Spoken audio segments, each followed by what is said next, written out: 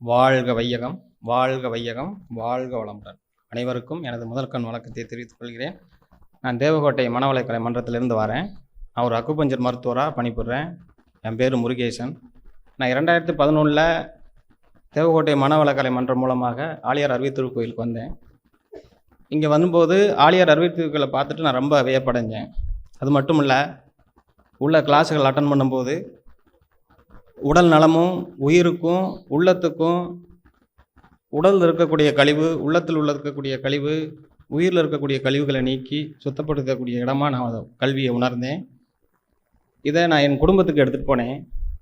என் குடும்பத்துக்கு மட்டுமல்ல, என்னை சார்ந்த சமூகங்களுக்கு எடுத்துகிட்டு போனேன். அது மட்டுமல்ல, என்னை தேடி வரக்கூடிய நோயாளிகளுக்கு குறிப்பாக கொண்டுட்டு போனேன். இப்போ என் குடும்பம், என்னை சார்ந்தவர்கள், என்னை தேடி வரக்கூடிய நோயாளிகள் அனைவருமே நோயின்றி உடல் நலமும் மனநலமும் உள்ள தூய்மையோடு வாழ்ந்து கொண்டிருக்கிறார்கள். இதை அந்த நோயாளி மூலமாகவே நான் உணர்ந்தேன். இந்த பெருமை ஆழியார் அருவித்திருக்கோயிலுக்கும் 2011 எனது பேராசிரியர்களுக்கும் சேர்ந்தது. அது மட்டுமல்ல, எண்ணம் தெளிவானால் எல்லாம் தெளிவாகும்.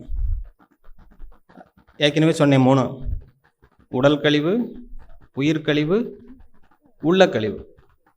உடல் தூய்மை, உள்ளை தூய்மை, உயிர் தூய்மை.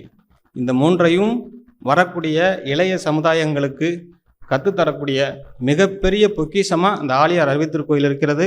அது மட்டுமல்ல, இங்கே இருக்கக்கூடிய பேராசிரியர்களும் இருக்கிறார்கள்.